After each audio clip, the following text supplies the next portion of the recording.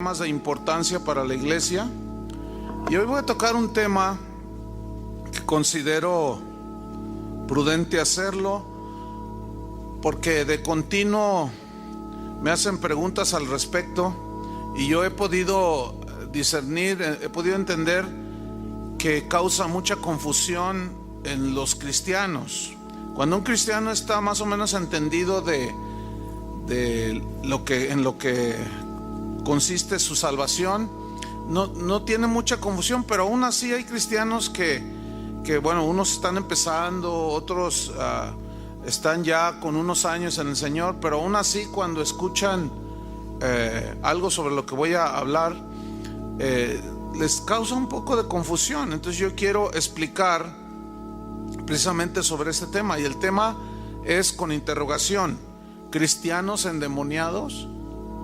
O sea, la pregunta es: ¿puede un cristiano ser poseído por demonios o por Satanás? Entonces, esto ha causado mucha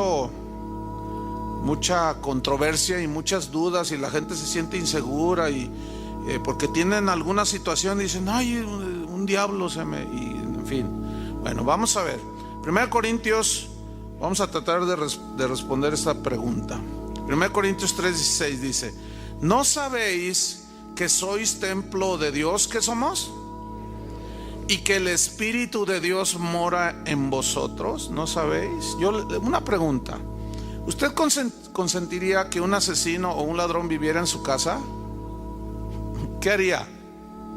O sea, simple y sencillamente no es posible que alguien permita eso.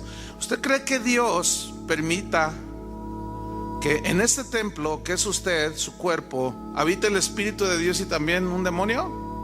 Bueno, eso es para empezar. Pero vámonos un poquito atrás, al Edén. Fue allí mismo donde los primeros humanos pecaron. Usted conoce la historia. Pero notemos que ellos, Adán y Eva, quisieron evadir la responsabilidad de sus errores.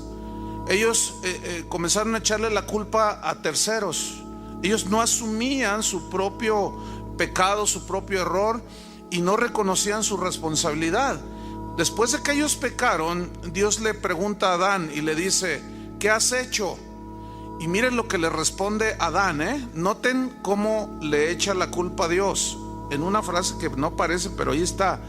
Le contesta Adán: la mujer que me diste por compañera me dio del árbol y yo comí. O sea, esa que tú me diste fue la que me dio de comer. O sea, de una manera indirecta le está diciendo: bueno, tú me la diste. ¿Ha oído a esos que dicen: así nací yo, así soy, ¿verdad? Así me hizo Dios? No diga blasfemias. ¿Cómo que así lo hizo Dios? Usted se ha hecho así. Ese es el problema, que siempre queremos estarle echando la culpa a los demás. Cuando a Eva le pregunta: ¿qué has hecho? ¿Qué hiciste? Eva le contestó: la serpiente me engañó y comí del fruto. O sea, le trasladó su culpa, se la trasladó a la serpiente. Y como la serpiente no hablaba, nada más que la serpiente es Satanás. ¿Y sabe quién es el acusador de todos? Satanás. Nada más que fíjense, Martín Lutero decía que Satanás es el diablo de Dios, o sea, es el siervo de Dios en ese sentido. En el sentido de que también Dios lo toma como herramienta, aunque él no sabe. Porque ciertamente, fíjese, Satanás acusa falsamente, pero algunas acusaciones son ciertas, que nos hace a los hijos de Dios. Fíjese qué cosa. Entonces el asunto es que aún tampoco es decir, que aún nosotros traemos eso desde el huerto, de no hacernos cargo responsables de nuestros errores. Pasan los siglos y llegamos allá, pues a la época moderna prácticamente, y es entonces cuando la psicología retomó esa mentira de que nadie es culpable, ¿sí? Sino de que somos víctimas de las circunstancias. Y como resultado de no aceptar nuestra responsabilidad, hoy vemos a gente, por ejemplo, demandando a las compañías tabacaleras porque durante 25 años el fumador fumaba los cigarrillos de X marca, le dio cáncer, y ahora, vean qué ridículo, ahora demandan a las tabacaleras porque fumaron y les dio cáncer. Hágame ustedes el favor. O como aquellos que han demandado al McDonald's, según ellos, por haber causado su obesidad, por haber comido hamburguesas con alto contenido grasoso. Entonces me hizo daño y demandan a McDonald's. Hágame usted favor. O sea, ellos no asumen que ellos fueron los que fumaron y que se comieron 10 hamburguesas a la semana. Entonces dicen, no, la culpa de que yo esté enfermo de cáncer y esté con esta obesidad no soy yo, que me las comí, sino aquel que me las vendió. Hágame usted el favor. Qué ridículo, ¿no? Los criminales culpan por sus actos a las circunstancias del pasado, un montón de pretextos, que vengo de una familia disfuncional. Para atenuar el castigo, muchos argumentan, es que estaba ebrio, no estaba en mis 5 sentidos. El abogado le dice, te voy a declarar que estás enfermo, que estás medio loco, para que te bajen la sentencia. O sea, nadie, eso es propio del ser humano, hermanos. Los homosexuales, por ejemplo, culpan de su desviación a la naturaleza, el desatino de sus genes, ¿sí? Diciendo, así nací, yo no tengo la culpa de ser una mujer atrapada en el cuerpo de un varón. Yo así nací, no tengo la culpa, aunque se vean en el espejo y se vean con figura de varón.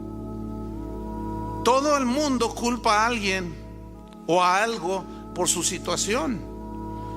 Este síndrome yo le llamo el síndrome del chivo expiatorio. ¿Sí entiende esa frase? O sea, de que trata de buscar un culpable, quien sea, menos usted, menos yo. Entonces, ese síndrome del chivo expiatorio no tardó en penetrar dentro de la iglesia. Este es el punto que yo quiero tocar. Es decir, el día de hoy, en muchas iglesias, las conductas desviadas, las conductas pecaminosas, pecados descarados, les son atribuidos a los demonios, porque supuestamente esos demonios habitan en los cristianos. Y ahí está otra vez el mismo punto, evadiendo su responsabilidad de que han pecado. Entonces se desarrolló desde el siglo pasado un ministerio, entre comillas, de liberación, donde pasaban a cada cristiano por liberación. Lo hacían que si vomitaba es que tenía demonios y un sinfín de cosas. Y el mayor propagador de este síndrome del chivo expiatorio es el G12, porque a todos los pasan por ese asunto de liberación, porque toda la gente tiene demonios.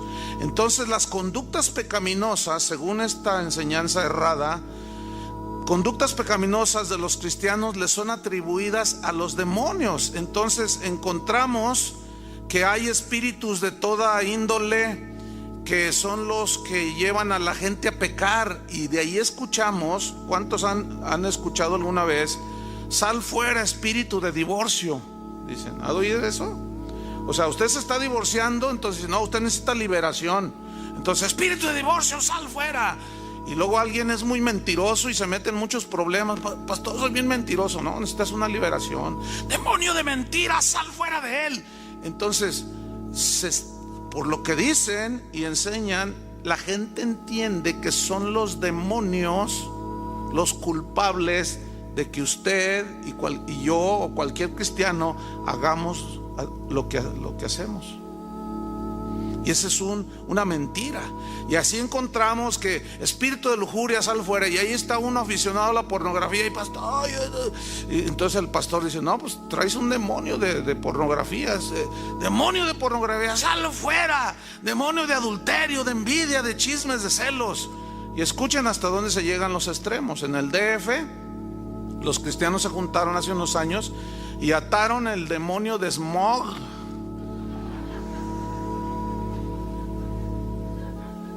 Fíjense nomás. Espíritu de smog, dice, sal fuera del... Se me hace que nos lo mandaron para acá. por el amor de Dios. Sin embargo, fíjese, ponga mucha atención.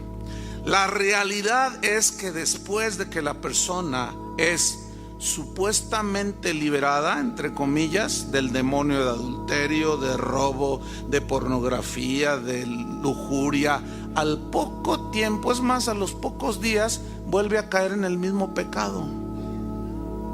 Ayer una señora me decía: uy, pastor, dice, yo estuve más de 10 años echando y expulsando el demonio de adulterio de mi esposo.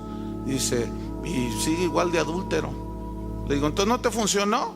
No. ¿Y qué te dijeron? No, pues el pastor decía, no, lo que pasa es que usted no tiene fe.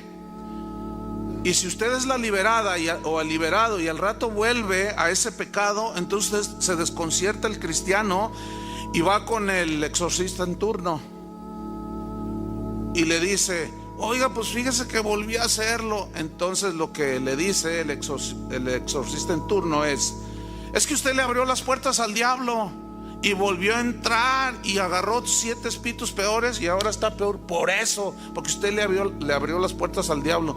Entonces usted dice, es que no se las abrí. Y hay una confusión espantosa. Entonces los cristianos llegan a la conclusión que ellos no son culpables, sino el demonio que me hace pecar, el demonio que me incita a hacer lo que tengo que hacer. Y es así como yo encuentro personas que así me preguntan personalmente o me escriben correos o me llaman y me dicen, pastor, ¿qué tengo que hacer para dejar de fumar? Le digo, no, pues es que no es difícil. Ay, pues ¿cuál es la solución? Bueno, cuando vayas a la tienda no compres cigarros.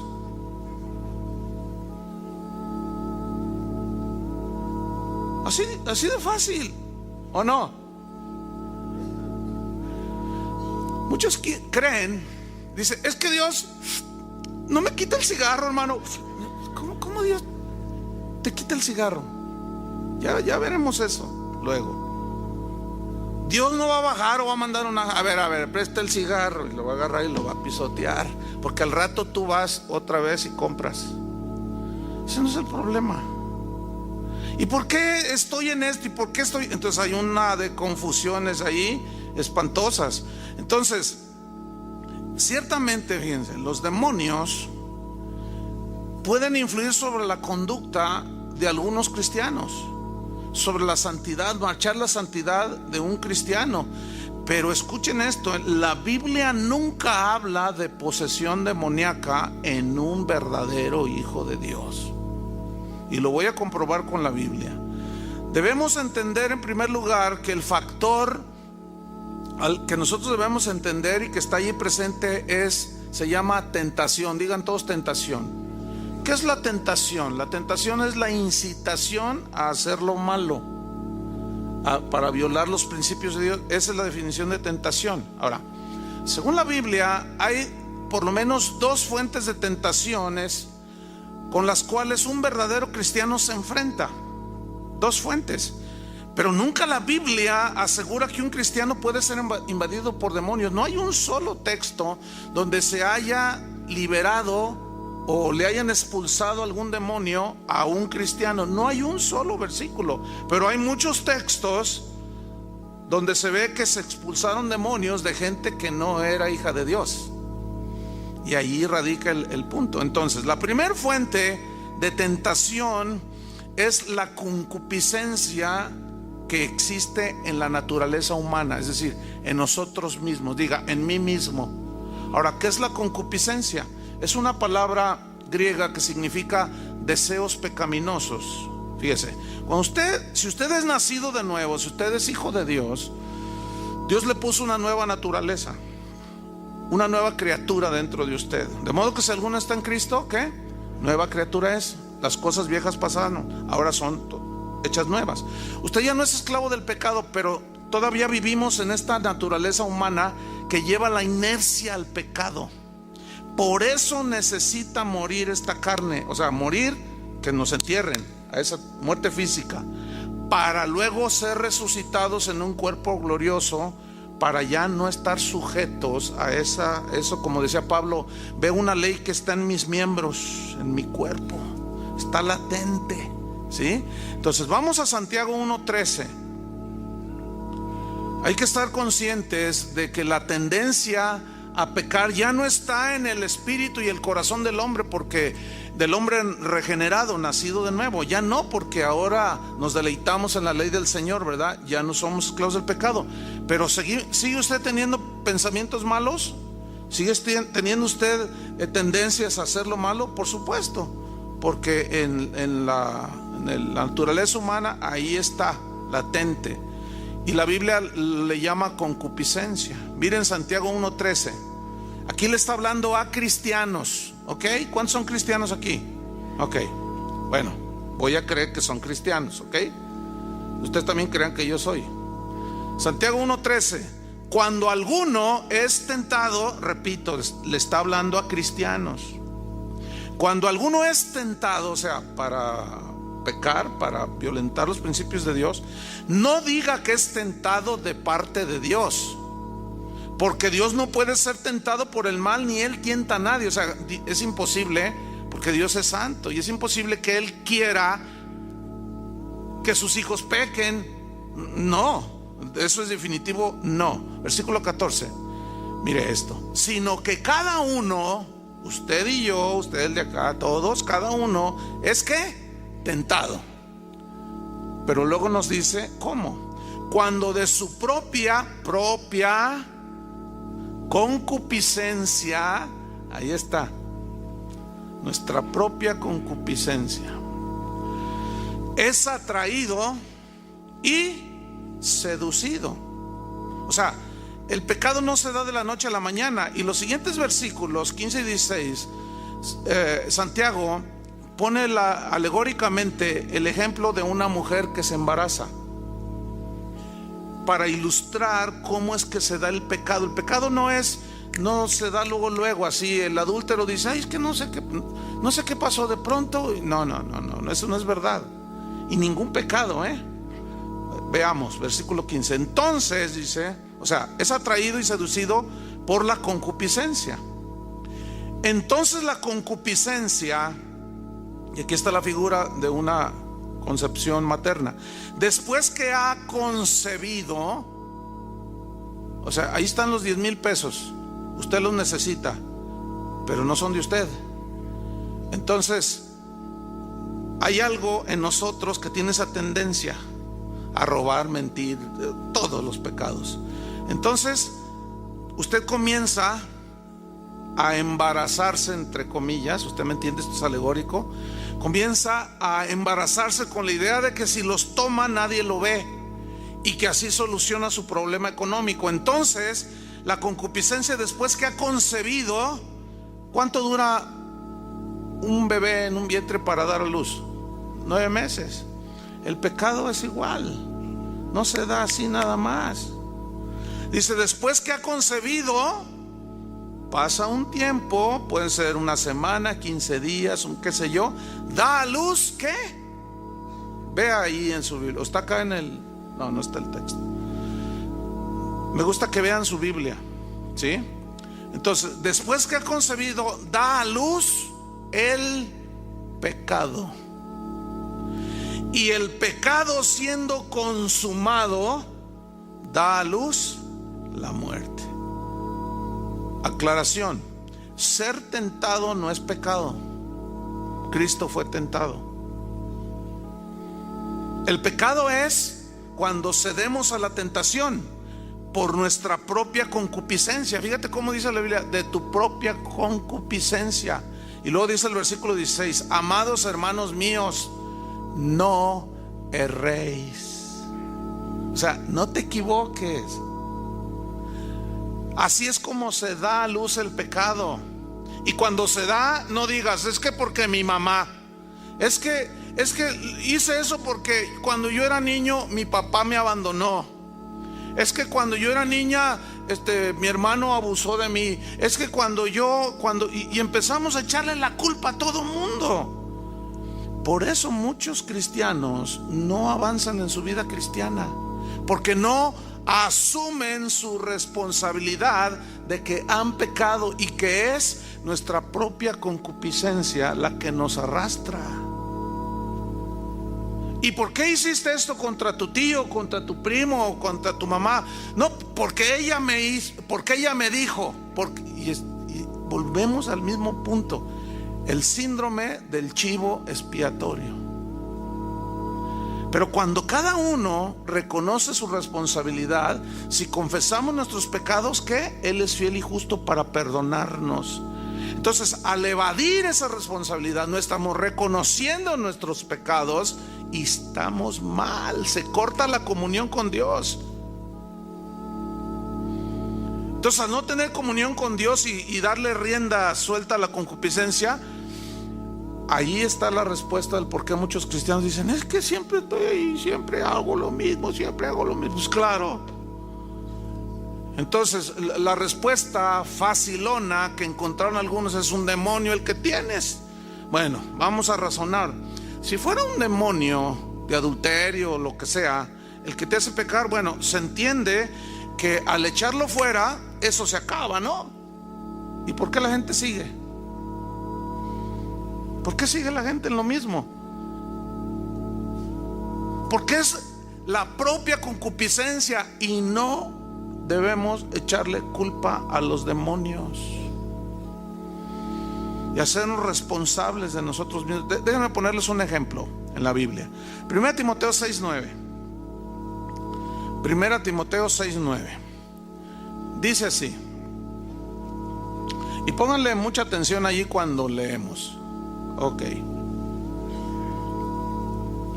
A ver, vamos, dice: porque los que... Hay unas palabras que yo voy a resaltar elevando la voz, subiendo el volumen de la voz, ¿sí? Para que usted lo vaya captando. Aquí están las palabras claves. Porque los que quieren.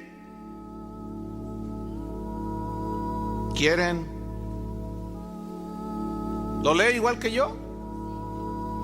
Porque los que quieren enriquecerse, y allí podemos ponerle: porque los que quieren adulterar, adulteran. Porque los que quieren fumar, fuman. Porque los que quieren mentir, mienten. Porque los que quieren. Cuando aquella mujer se le ofreció a José, la esposa de Potifar, aquella mujer impía, ¿qué dice la Biblia? Y José, que le dijo: acuéstate conmigo, ¿qué dice la Biblia? Y José no quiso. Porque los que quieren enriquecerse caen en tentación y lazo. Lazo significa tropiezo. Y en muchas codicias necias y dañosas. Escuche bien, lea con atención. Esto va de la mano con Santiago. Que hunden a los hombres en destrucción y perdición. Porque raíz de todos los males es el amor al dinero, o sea, la avaricia. El cual codiciando algunos demonios, así dice, el cual codiciando algunos dentro de la iglesia. Pablo está refiriéndose a unos que estaban en la iglesia. Ese dinero lo codiciaron ellos quisieron enriquecerse y ellos codiciaron. ¿Y qué les sucedió? Se extraviaron de la fe y fueron traspasados de muchos dolores, o sea, sufrieron las consecuencias del pecado. Ahora, ¿cuántos de nosotros, cuántos de ustedes todavía están cosechando las consecuencias de sus pecados que ciertamente ya fueron perdonados? Porque si tú has venido a Cristo, tus pecados han sido perdonados. ¿Estamos? Ok. Pero ¿cuántos todavía están pagando las consecuencias de esos errores? Porque Dios perdona los pecados, pero las consecuencias tienes que afrontarlas, porque tú fuiste el que pecaste. Por eso es que muchos, al no entender esto, se confunden y dicen: bueno, yo ya me convertí a Cristo, pero entonces ¿por qué mi esposa no regresa conmigo si ya me convertí? Entonces es que es una consecuencia de tus pecados. ¿Por qué mis hijos me odian si yo ya soy un hombre bueno? Sí, ya eres un hombre bueno que quiere remediar, pero son las consecuencias de tu pecado. Y eso se refiere, fueron traspasados de muchos dolores. Entonces, ¿qué tenemos que hacer ante las consecuencias de haber pecado? Enfrentar con la gracia de Dios esas consecuencias de nuestros propios pecados. Espero me está explicando. Algunos dicen: es que pastor, no puedo vencer eso, la tentación es tan fuerte que siempre caigo y siempre caigo y siempre caigo. Bueno, aquí hay alguien que está habitualmente practicando los pecados. Lo más seguro es que no ha nacido de nuevo. Lo más seguro es que solamente de una manera intelectual está convencido que Cristo es el Salvador, pero en realidad no se ha arrepentido. Entonces no tienes la nueva naturaleza, no tienes el Espíritu morando en ti, que es el que nos da poder para dejar de ser esclavos del pecado. Entonces, si alguien de los que está aquí sigue habitualmente, o sea, ahorita está aquí, levanta sus manos y todo, así bien bonito, pero sale y durante toda la semana sigue haciendo los mismos pecados de siempre, los mismos, y luego llega el domingo y se pone así y dice: es que no se puede. Entonces llega y ya sale y se siente bien porque ya cumplió, dice, y luego se va y vuelve a los mismos, pornografía, mentiras, fraude, todo lo mismo de siempre. No, mira, yo te lo digo claramente: no eres nacido de Dios todavía. No has nacido de nuevo. Si no hay dolor en tu corazón por haber pecado, y esto no debe ser un hábito, sino por nuestra humana debilidad, decía Pablo, es que nosotros somos tentados, decía Santiago también, y a veces caemos, pero cuando caemos nos duele profundamente. ¿Cuántos sienten un dolor profundo cuando pecan? ¿Lo sienten? Esa es la evidencia inequívoca de que son hijos de Dios. Si tú eres de los que dicen: que claro, Dios es bueno y Él no va a mandar al infierno a nadie, ¿qué tiene, hombre? No hay ningún problema. Sí hay problema. Si alguien habla así es porque no conoce a Dios. Entonces, para aquellos que dicen: es que no se puede soportar la tentación, es tan fuerte la tentación, les voy a compartir un versículo. 1 Corintios 10, versículo 13. Y ya con esto, bueno, ya se acaba el argumento ese de que la tentación no se puede resistir y que es imposible. 1 Corintios 10, versículo 13. Dice así: no os ha sobrevenido ninguna tentación. ¿Quieren que les explique en el griego, en el arameo y en totonaca lo que significa ninguna? ¿O les seguimos? ¿O les explico lo que significa ninguna? ¿Les seguimos? Ok, pues respóndanme. Pues se quedan así como diciendo: híjole, ya no voy a poder, ya no voy a tener chivos expiatorios, ya no voy a poder echarle la culpa a nada ni a nadie. No, pues no, mira, ahí está. Ahora, esto es para cristianos. Esta escritura es para cristianos.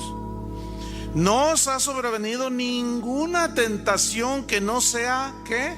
Humana. Pero fiel es Dios, que no os dejará ser tentados, o sea, por tu propia concupiscencia y por la otra fuente que ahorita vamos a ver. No os dejará ser tentados más de lo que podéis resistir. Ahí está. Sino que dará también juntamente con la tentación, ¿qué? La salida para que podáis soportar. Y ahí estás. Sales hoy del servicio de adorar al Señor, escuchar la palabra, te vas a tu casa, te vas a comer, llegas en la tarde a tu casa, prendes la computadora y empiezas allí a checar tus correos y luego alguien te manda uno y te dice: mira, este está buenísimo, este PowerPoint. Entonces tú le das clic y de repente sale una muchacha allí: llámame ahora. Bueno, ahí está la tentación, ¿no? Ahí está la tentación. ¿Y cuál es la salida? Está en un dedo. ¿O no? Está en el mouse. Mire, aquí yo estoy moviendo con un dedito la flechita esta, el mouse, y sale allí: llámame. Si yo le pongo en la flechita donde está ese icono y le doy, mira, nada más un clic, ¿verdad? Ya comunícate ahorita en chat conmigo. Y le doy un clic, ya, perdí. Un dedo. Ahí está la tentación. ¿Cuál es la salida? Mira, te dio un dedo. Pero el asunto está en que tú quieras tener contacto con esa mujer, o tiene una crucita ahí roja, le pones la flechita y le das clic y se borra. Eso es todo. Ahí está la salida. La salida es como José dijo: no quiero. No quiero. Y ahí están los dichosos 10,000 pesos y tú los necesitas. Y ahí está la tentación. Pero ¿cuál es la salida? Mi Dios pues suplirá todo lo que os falta. ¿No es la salida? Entonces, el asunto es que los 10,000 pesos, le haces el clic y luego, es que no se puede, es que ¿para qué sacan eso allí en el internet? Y ya le echaste la culpa. Y estamos habituadísimos a eso, hermanos. Por eso a muchos los tiene en ese nivel tan bajo. No han crecido. Tienen 15, 20 años en el Señor y nomás no parece. Y ahí está. La segunda fuente de tentación, pues es el mismo Satanás. Ahora, ¿cómo es que Satanás nos tienta a los cristianos? Porque estamos hablando de si un cristiano puede ser posesionado o no. Bueno, como no puede ser un cristiano no puede ser posesionado ni por Satanás ni por los demonios. Ahorita lo vamos a argumentar todavía más fuerte. Entonces la tentación viene de una manera externa, ¿sí? Pero como Satanás conoce que en nosotros hay concupiscencia, nos tienta por medio de las cosas del mundo.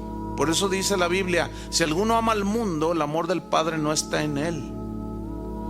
No améis al mundo ni las cosas que están en el mundo. ¿Se acuerdan cómo fue una tentación obviamente externa que Satanás hizo a Jesús? Ahí en Mateo capítulo 4. Lo tentó 3 veces. Ahora, ¿cómo resistió Jesús esa tentación? Ahora, Jesús no tenía concupiscencia, porque Él es santo, ¿sí? Entonces, eso lo sabía de alguna manera el diablo. No sé si lo sabía, porque no es omnisciente, no sabe todo. Pero él tentó a Jesús, le dijo: si eres hijo de Dios, di que estas piedras se conviertan en pan. Y Jesús lo resistió, ¿cómo? Con la palabra. Ahí estaba la tentación y también la salida. Escrito está, Satanás: no solo de pan. Tengo hambre, sí, pero yo no, por el hecho de tener hambre, no voy a violentar los principios de Dios. Por eso dijo: no solo de pan vivirá el hombre, sino de toda palabra que sale de la boca de Dios. Y la palabra y el mandamiento para Jesús era venir a morir por nosotros. Y la Biblia dice que Él no pecó. Después vino otra tentación, le ofreció los reinos del mundo. Y después vino otra tentación, le dijo: si postrado me adoras, te doy todo esto, le dijo. O lánzate de allá arriba y vas a ver cómo Dios te recoge. Los ángeles vienen y te recogen. Y las 3 veces Jesús lo resistió. Escrito está, escrito está, escrito está. ¿Saben qué? Me dijeron algo, que no sé, se juntó un grupito ahí de amigos aquí, parece que de jóvenes de mediana edad, y que salieron por allí a un lugar a comer. Y que iban a algunos invitados no cristianos, y a uno que se le manifiesta. Y empezó. Entonces los cristianos empezaron a orar para expulsarle el demonio, ¿no? Entonces dice uno: yo quiero imaginarme, pensar que es un cristiano nuevo, porque dijo: no, así no se sacan los demonios. A los demonios a puras vigas, dice. ¿Qué? ¿Cómo? Dice: sí, háganse hijo de tu tal por cual, de tu no sé qué, te me largas y te me vas a quién sabe dónde. Y dices: cállate, le dicen esto, fíjate nomás. Dice: no. Dice: oye, yo quiero pensar que estaba recién convertido este.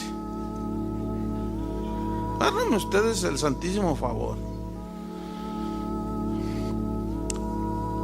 En Primera de Crónicas 21:1, ahora, la tentación a Jesús vino como de manera que externa o interna.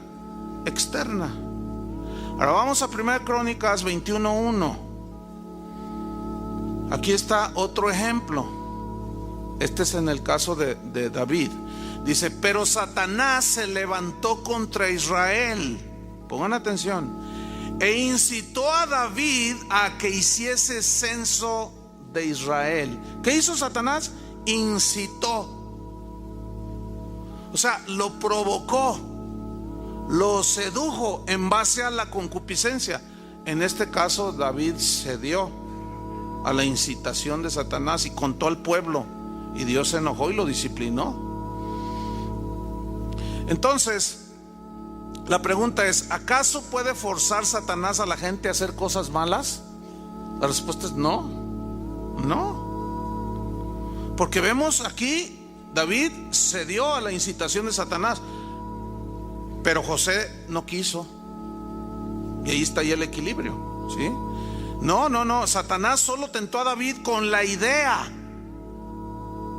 con los pensamientos, y él llevó a cabo aquello, pero fue David el que decidió censar al pueblo.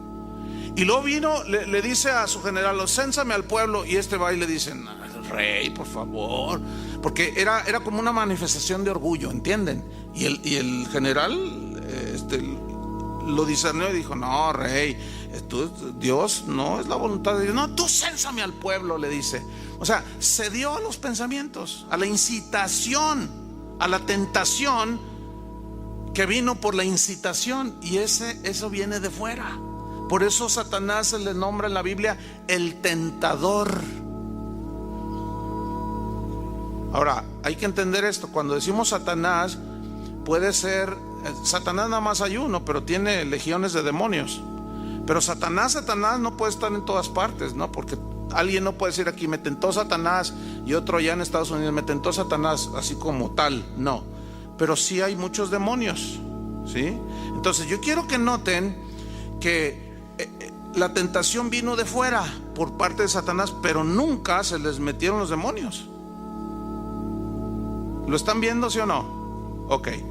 Satanás conoce que la concupiscencia mora en nosotros, o sea, los deseos desordenados.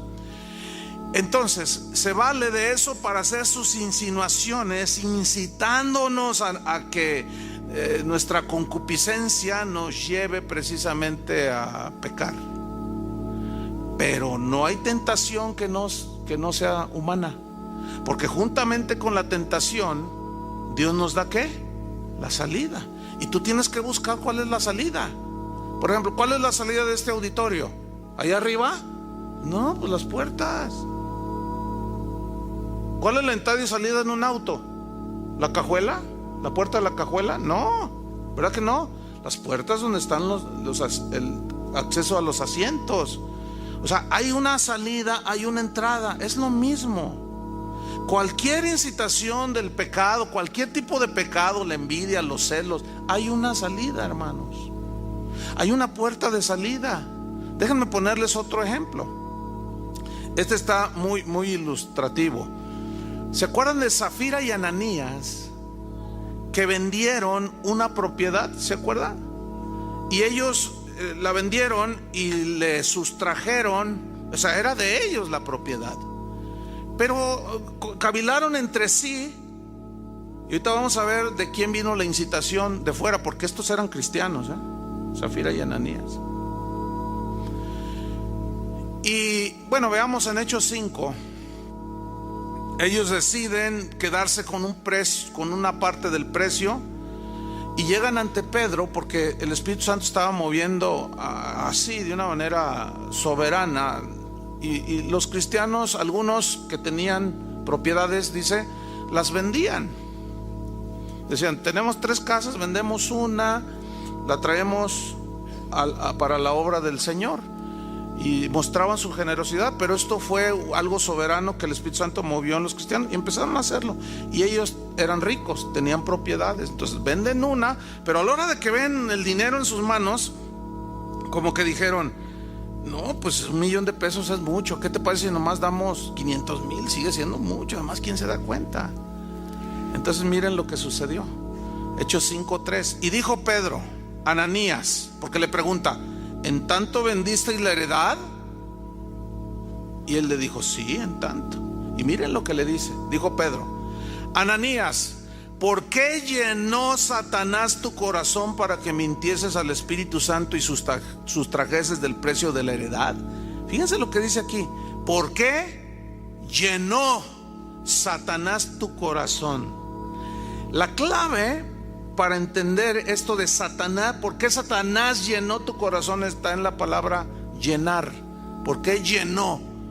Y esa palabra viene del griego pleró, que significa atiborrar de algo un recipiente. Por ejemplo, tú puedes llenar un tambo de agua, puedes llenar un saco con ropa sucia, ¿no? Y lo atiborras, ¿no? Un costal con maíz y lo atiborras, y atiborrar es llenar a lo máximo, ¿no? Ahora, esa es una acción externa, ¿sí? Ahora, ¿cómo se entiende que Satanás llenó o atiborró su corazón para mentir al Espíritu Santo? Con pensamientos. ¿Lo están entendiendo? Oye, no, es mucho dinero. ¿Qué te parece si le cortas aquí? Que al cabo, ¿quién se va a dar cuenta? Muchos ni diezman ahí en la iglesia, muchos ni dan. Y mira tú, tanto dinero, no, de veras. Oye, Zafira, fíjate que, ¿qué te parece? Y nos echamos unas vacaciones, vamos a Cancún. Porque en Guadalajara ahorita están explotando bombas y allí como que no conviene. Mejor nos vamos a un lugar más tranquilo. Oye, de veras, ¿verdad? Oye, pero es que el Señor nos dijo que diéramos todo. ¿Cómo le vamos a...? No, pero mira. ¿Y empezó qué? No se dio de la noche a la mañana, Satanás incitaba ¿qué? La avaricia que está latente. Y ellos permitieron ser llenados por las insinuaciones de fuera, así como David cuando Satanás lo incitó para que censara al pueblo. Fíjate bien, si tú constantemente estás pensando en algo que es ilícito, como robar, fraudear, mentir, y le voy a decir esto, y el Espíritu Santo viene y te dice, pues es una mentira, ¿cómo vas a decirle eso a tu esposa? Es que si le digo la verdad se va a enojar. Y luego el diablo te dice, no, dile, ay, que al cabo, ¿quién va a saber? Una mentira piadosa. Dile una mentira piadosa. Entonces tú piadosamente le echas una mentira a tu esposa. Y al año se da cuenta que le mentiste y se te arma el bronconón. Y luego llegas con el Señor, ¿por qué? ¿Por qué, Padre? Y hasta lloras, lloras y te compunges y pones carita allí de compungido. Y oh, Padre, si yo te amo, ¿por qué está pasando? ¿Por qué mi esposa? ¿Por qué? ¿Por qué? ¿Por qué Satanás llenó tu corazón? Alguien me preguntó ayer, oiga, pastor, entonces un cristiano ya no debe tener pensamientos malos. Le digo, no debe, pero ¿los tienes? Sí, dice, yo también. Pero, escucha, le dije, no permitas que Satanás llene tu mente y tu corazón. Porque de pronto viene el pensamiento y de pronto estás, no, sí, este hermano, no, sí. A ver tú, pastor, este hermano, le voy a mandar unos zetas para que se los hurtan. Y de pronto, estoy exagerando en el ejemplo, obviamente. Entonces, ahí está la insinuación, sí, mándale unos zetas y otros de acá y contrátalos de acá, de quién sabe dónde, y véngate para que pague lo que te hizo. Entonces, si yo sigo cavilando en eso, Satanás llena mi mente. ¿Me están entendiendo? Mi corazón. ¿Y qué voy a terminar? Va a terminar esa persona colgada en uno de los puentes de López Mateos. ¿Sí o no? Entonces le dije, mira, no puedes evitar que malos pensamientos lleguen, pero lo que sí puedes evitar es que hagan nido en ti. Martín Lutero dijo una frase muy famosa, pero él fue el que la dijo, lo siguiente: tú no puedes evitar ser tentado, dice, y lo ilustró así: tú no puedes evitar que los pájaros vuelen alrededor de tu cabeza, pero sí puedes evitar que hagan nido en tu cabeza. Imagina que traes ahí un zanate y luego, oye, ¿qué traes en la cabeza? Es un sombrero. No, pues ahí está haciendo su nido el pajarito. Se oye raro, ¿no? O sea, por supuesto que lo puedes evitar. Si tú estás en tu casa y ves que alguien se quiere meter a tu casa, ¿no lo evitas de alguna manera? Le sueltas al Bobby, o le metes un balde de agua, o le llamas a la policía, pero como sea quieres evitarlo, ¿no? Yo le dije a la hermana ayer, es lo mismo. O sea, yo de pronto a mi mente vienen pensando, a veces orando, leyendo la Biblia, llegan pensamientos, pero son externos, porque no estás posesionada, ni yo tengo un demonio adentro, son de afuera. Entonces le dice en el versículo 4, Hechos 5:4, le dice, reteniéndola, o sea, la propiedad, ¿no se te quedaba a ti? Y vendida, ¿no estaba en tu poder? Mira lo que dice aquí, también es clave. ¿Por qué pusiste esto en tu corazón? Primero dice, ¿por qué Satanás llenó tu corazón? Y luego aquí dice, ¿por qué pusiste esto en tu corazón? ¿Se fijan cómo Pedro entendía perfectamente ese principio de que cada quien es responsable de lo que hace? Aquí Pedro está confrontando a Ananías con su responsabilidad y le dice, ¿por qué pusiste? O sea, tú. Pero en el griego este verbo poner significa permitir. Entonces lee así, ¿por qué permitiste esto en tu corazón, Ananías? ¿Por qué lo permitiste tú? Entonces todo ese rollo de que no, pues no puedo dejar de fumar, no puedo dejar de la computadora, no puedo. ¿Y qué quieren? No, eso se hace por ignorancia. Pero cuando estamos entendidos de esto, entonces ya tenemos que hacernos responsables de nuestros errores, cada quien. Y le dice, no has mentido a los hombres sino a Dios. Era grave ese asunto, Pero ¿de dónde vino la insinuación? De afuera, Satanás. ¿Y quién lo permitió? Ananías. Lo cual se entiende que tenemos ahora la autoridad, ahí está, de nosotros resistir al diablo. Someteos pues a Dios, dice Pedro, resistid al diablo y huirá de vosotros. Y esa es la manera de resistir, no permitiendo. Ahí está.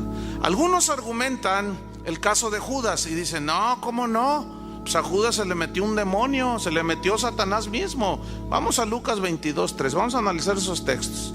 Lucas 22:3.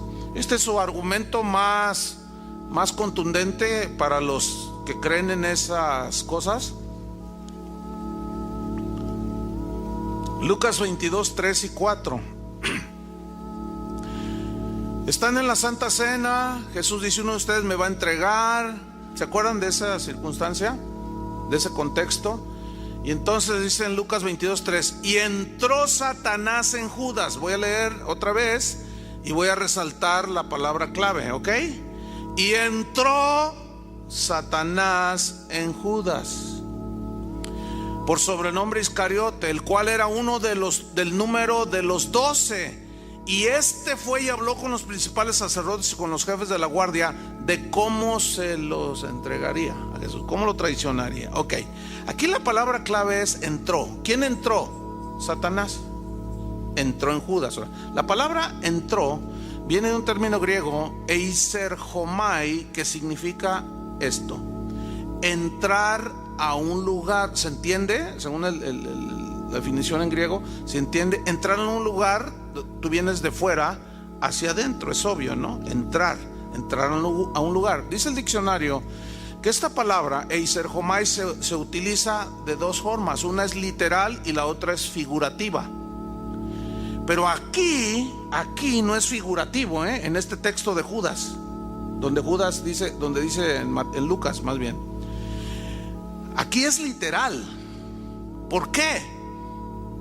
Porque no puede ser simbólico. Yo les voy a poner otro ejemplo de Pedro más adelante, que está en el mismo capítulo de Lucas. Porque lo que hizo Judas con Jesús fue traicionarlo. Lo que hizo Pedro con Jesús es lo mismo. Lo negó, lo traicionó. Pero vamos a ver dos casos totalmente distintos, y por qué en Judas entró y por qué en Pedro no. ¿Por qué en Pedro tuvo que pedir permiso el diablo y con Judas no? Él se metió. Ahorita vamos a ver la respuesta. Esta palabra eiserjomai, que entrar a un lugar, es la misma que utilizó Jesús en Mateo 5:20. Esto nada más para ilustrar el significado de la palabra. Mateo 5:20 dice así: porque os digo que si vuestra justicia no fuere mayor que la de los escribas y fariseos, no entraréis en el reino de los cielos. Ahora, de una manera estricta, literal, nosotros todavía no entramos en el reino de los cielos, o sea, en el cielo pues.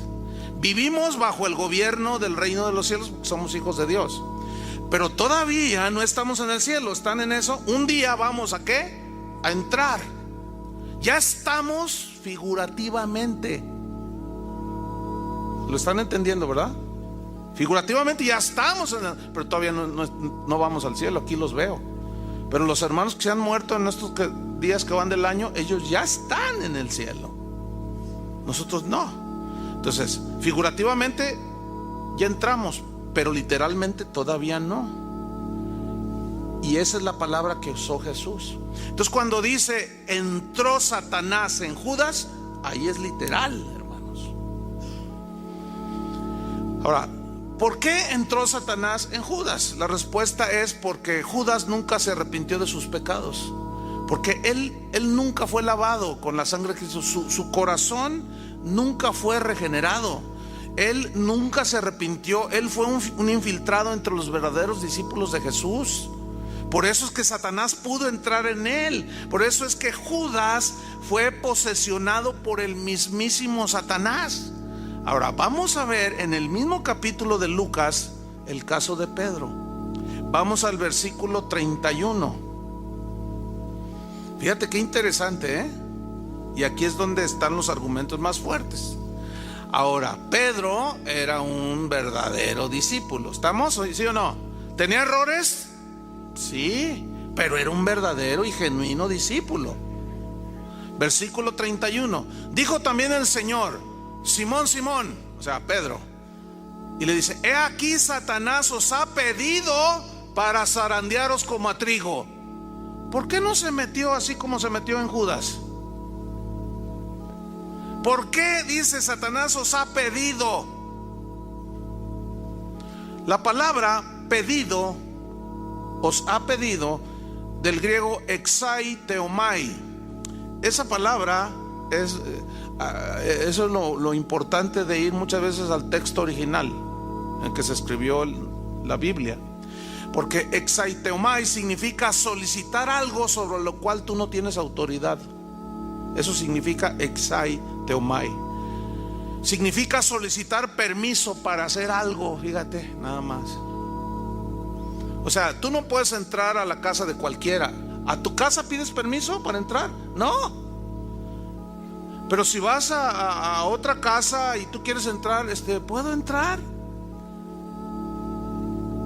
¿Me explico? Tú no pides permiso para usar tu auto. Pero si quieres usar el auto de tu vecino, de tu hermano, de tu familiar, ¿tú qué haces? Pides permiso. Bueno, ¿por qué en Judas entró Satanás? Porque era de él. Y él hace lo que quiere con lo de él.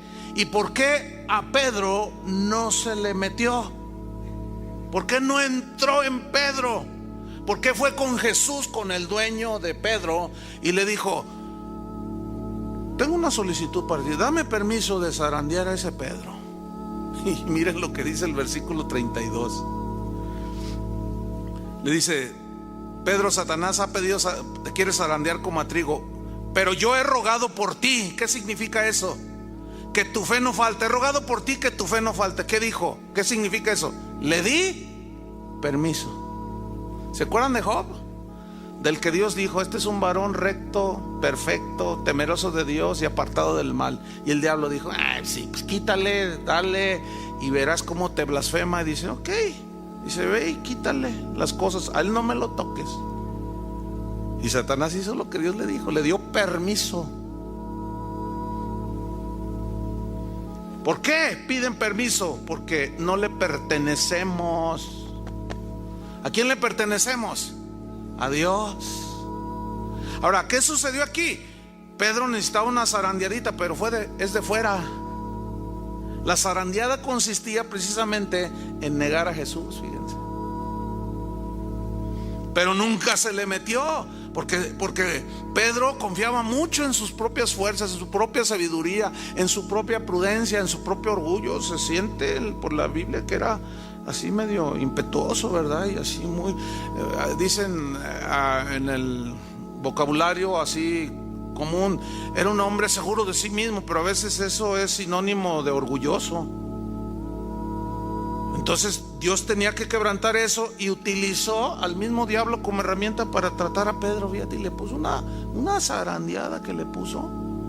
Pero miren lo que dice, pongan atención: pero yo he rogado que tu fe no falte. ¿Por qué dijo yo he rogado? Mira, ya estás protegido, Pedro. ¿Por qué? Porque eres mío. ¿Qué no dijo Jesús? Que hollarán serpientes y escorpiones contra toda fuerza del enemigo y nada os dañará. ¿No dijo así? ¿A quiénes? A los discípulos. Entonces, ¿cómo es que ahora resulta que hay cristianos que están posesionados, a los cuales el diablo se les mete, a los demonios? ¿Cómo es posible? Alguien tiene que estar equivocado. Yo me quedo con lo que dice la Biblia. Conclusión: Judas fue posesionado porque no era hijo de Dios. Pedro no. Ciertamente negó a Jesús, pero se arrepintió. Judas tuvo remordimiento y fue y se ahorcó, tomó la justicia en sus propias manos. Y Pedro no, lloró amargamente. Eso significa que se arrepintió profundamente. Y luego Jesús vio eso. Con Judas no podía hacer nada porque el diablo hizo lo que quiso con él. No era hijo de Dios. Por eso dice: mis ovejas oyen mi voz y nadie las arrebatará de mi mano. Nadie nos puede tocar si Dios no lo permite. Si lo permite, Él tiene un propósito, pero de que se nos metan de modo y que nos asedien por fuera, a veces llegan y se sientan aquí. ¿Sí o no, Chuy? No, de veras. Y algunos dicen: ay, no, si es la congregación de los santos. Si a Jesús se le metió uno, ¿tú crees que aquí no se metan dos? Nomás que Jesús sabía. Jesús sabía, ¿sí o no? ¿Por qué lo permitió? Para ilustrar lo que Él después enseñó en la parábola del trigo y la cizaña. En la parábola de la red, trigo y cizaña simbolizan los buenos y los malos. La red recoge toda clase de peces y los apartan. Unos son buenos y otros los desechan al lloro y al crujir de dientes. Estamos infiltrados. El asunto es que tú veas por ti mismo si eres hijo de Dios. La Biblia dice: pruébese cada uno si está en la fe.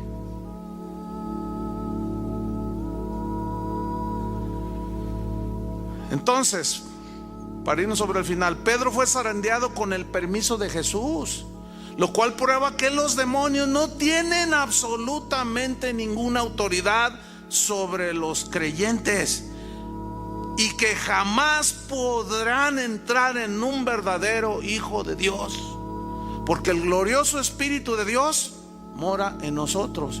Entonces, a lo que estas gentes llaman demonio de adulterio, demonio, espíritu de quién sabe cuánto, espíritu de fornicación, espíritu de avaricia, espíritu de idolatría, y los expulsan y los echan, y sigue el idólatra y sigue el fornicario.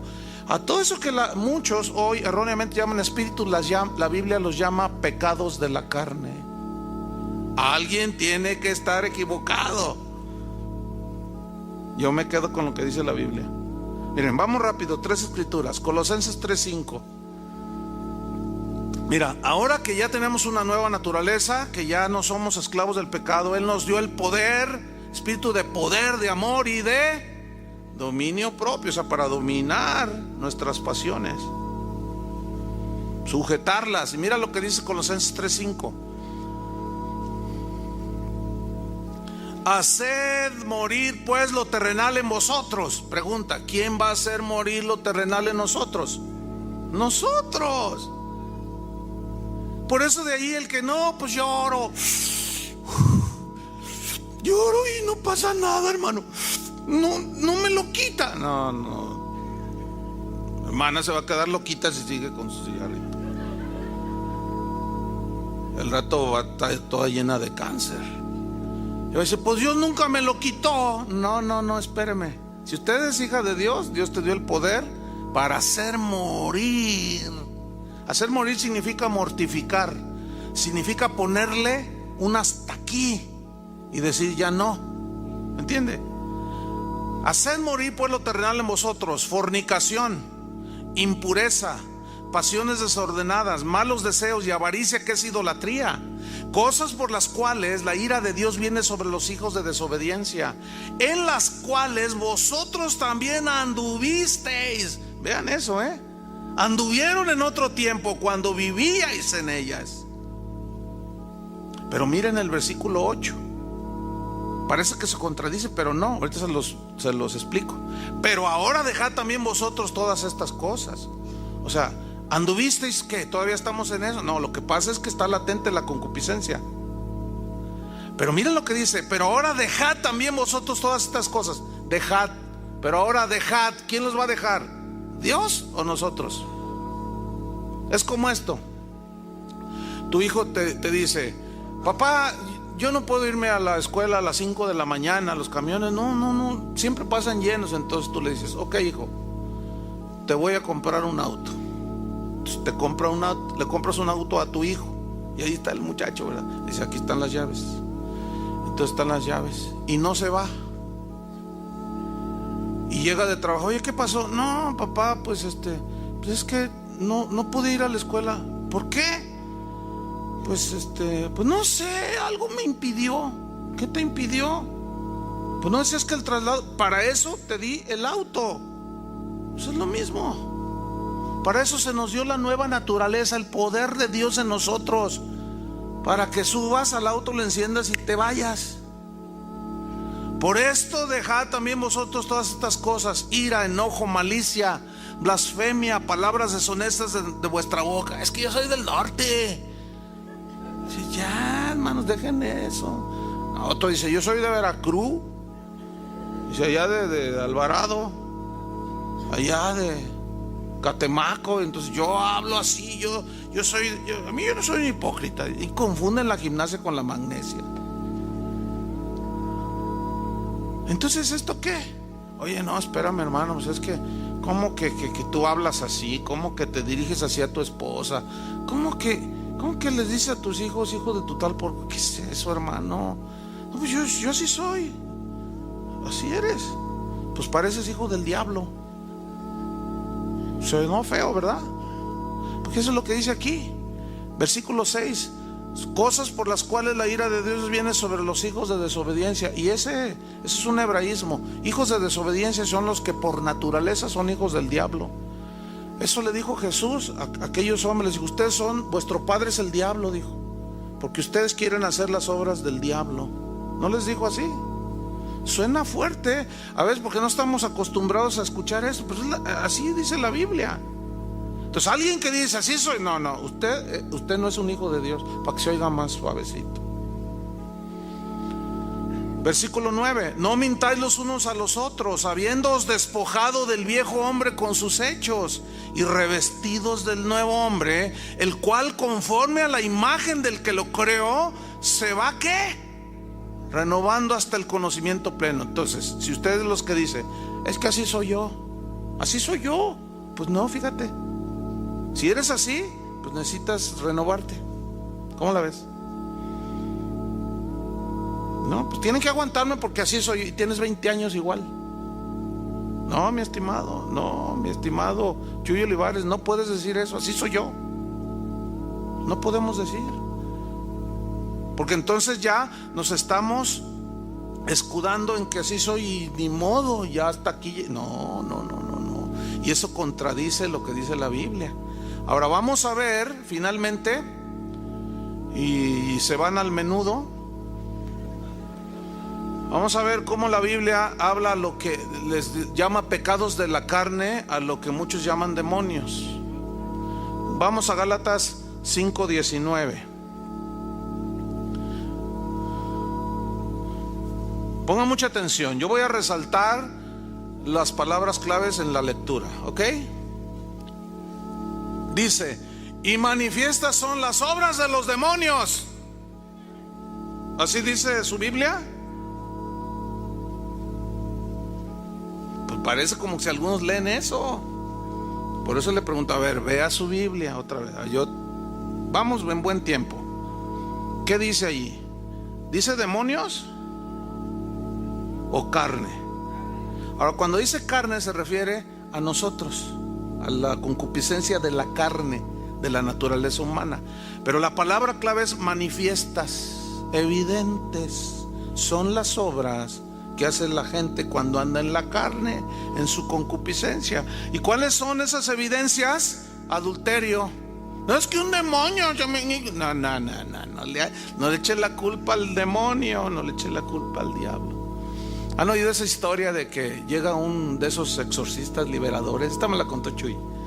Y llega a un pueblo y llega ahorita una campaña tremenda. Entonces está el diablo ahí sentado todo agüitado, ¿no? A la entrada del pueblo así. Entonces lo ve el predicador y dice ¡ah! Y se pone, ¿no? La pose del liberador, ¿no? ¡Ah! Entonces el diablo lo ve y dice otro, dice. ¿Y qué? ¿Por qué estás así tan triste? Y no, espérate, le dice, ya me tienen hasta acá. ¿Por qué? Y dice, de todo, estoy triste porque de todo me echan la culpa. Que llegaron tarde del trabajo, es que el diablo. Que se me ponchó la llanta, es que el diablo. Y que engañó a aquel, a su esposa, el diablo. Todo yo. Pues estoy bien agüitado. Esa es una historieta nada más,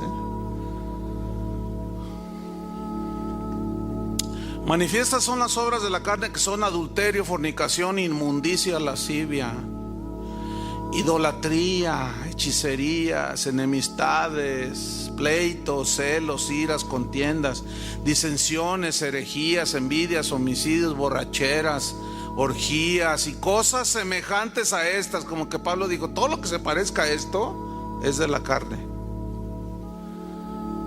Acerca de las cuales cosas os amonesto, como ya les he dicho antes, que los que practican, esa es la palabra practicar, en el griego significa, da la idea de uno tras otro, como fabricar en serie, eso significa, ¿sí? Uno tras otro, o sea, y el cristiano puede eventualmente, podemos caer en alguno de esos pecados, pero no es habitual, ¿entienden? Esa es la gran diferencia, porque nosotros seguimos luchando. Y escúchame bien, ayer alguien me hizo esta pregunta: pastor, ¿y cuándo voy a dejar de tener malos pensamientos? Nunca. Hasta que te mueras, hasta que seas revestido de una habitación celestial. Mira lo que dice Apocalipsis, le dije: allá en el cielo no habrá más llanto, ni más tristeza, ni más dolor. Allá. Aquí todavía tienes que pelear la buena batalla de la fe y cuidar tu vestidura blanca de santidad. Cuando te ensucies, límpiate, lávate con la sangre de Cristo. Los que practican tales cosas no, ¿qué? Heredarán, no entrarán en el reino de Dios. Es muy evidente. Y Jesús remató con esto en Marcos 7:20. Lo que del hombre sale, eso contamina al hombre. Porque de dentro, ¿de dónde? Voy a leer enfatizando, alzando la voz. Porque de dentro del corazón de los hombres salen los malos pensamientos, los adulterios, las fornicaciones, los homicidios, los hurtos, las avaricias, las maldades, el engaño, la lascivia, la envidia, la maledicencia, la soberbia, la insensatez. Todas estas maldades de dentro salen y contaminan a los demás. ¿Qué dice la psicología? De afuera hacia adentro. Por eso eres así, por lo tanto eres víctima. Mentira del diablo. Es tiempo, hermanos, que nos hagamos responsables, cada uno, de nuestras propias decisiones, de nuestras propias conductas. ¿O no sabéis que los injustos no heredarán el reino de Dios? No erréis, ni los fornicarios, ni los idólatras, ni los adúlteros, ni los afeminados, ni los que se acuestan con varones, ni los ladrones, ni los avaros, ni los borrachos, ni los maldicientes, ni los estafadores heredarán el reino de Dios. Y esto erais algunos. ¿Por qué dice esto erais algunos? ¿Por qué no dijo esto erais todos a los corintios? Porque Pablo sabía que algunos eran como Judas, no eran genuinos. Por eso dijo, y esto erais algunos, y esos algunos ya han sido lavados, ya habéis sido santificados, ya habéis sido justificados en el nombre del Señor Jesús y por el Espíritu de nuestro Dios. ¿O ignoráis que vosotros sois templos del Espíritu de Dios y que el glorioso Espíritu habita en vosotros? Qué privilegio, hermanos, que Dios habite en nosotros. Y Dios no va a permitir nada que venga y se meta en nosotros. Pero nosotros sí podemos permitir, no debemos permitir que de fuera y de nosotros mismos la concupiscencia nos atrape. Por eso nos ha dado un espíritu de poder, de amor y de dominio propio. Oremos. Señor, te damos gracias por tu palabra, que siempre será viva, siempre será eficaz, pero también será siempre cortante como espada de dos filos. Esta es la única que puede penetrar hasta partir el alma y discierne, divide los pensamientos y las intenciones del corazón. Gracias, Señor, porque tú siempre nos hablas a través de tu palabra. Ayúdanos, Señor, a entender este principio tan importante, que por naturaleza evadimos la responsabilidad, siempre queriendo echar la culpa a terceros y no asumiendo nuestra responsabilidad. Cuando tú le preguntaste a Eva y a Adán qué hicieron, tú querías que ellos confesaran. Finalmente ellos dijeron, sí, comí, y aceptaron. Pero aún así ellos trataron de vestirse su indignidad con unas hojas de higuera, y tú no lo aceptaste, Padre, y les quitaste esas hojas de higuera que simbolizan la propia justicia, las obras humanas para cubrir nuestra imperfección, nuestros pecados, y los vestiste de pieles de animales. Eso significa que tuviste que sacrificar 2 animalitos inocentes, y ahí estabas tú estableciendo que Cristo, el Cordero de Dios inocente, tendría que morir para nosotros ser cubiertos con una vestidura nueva, la justicia tuya, Padre. Te damos las gracias, Señor. Gracias porque nos aclaras, nos guías, nos enseñas, y ahora podemos estar más alertas y atentos para no manchar nuestras vestiduras. Y si alguna vez manchamos nuestras vestiduras cediendo a la concupiscencia interna o externa, abogado tenemos para con el Padre Jesucristo. Si confesamos nuestros pecados, tú eres fiel y justo para perdonarnos y limpiarnos de toda maldad. Te damos muchas gracias, Padre, en el nombre de Jesús. Amén. Que Dios les bendiga a todos.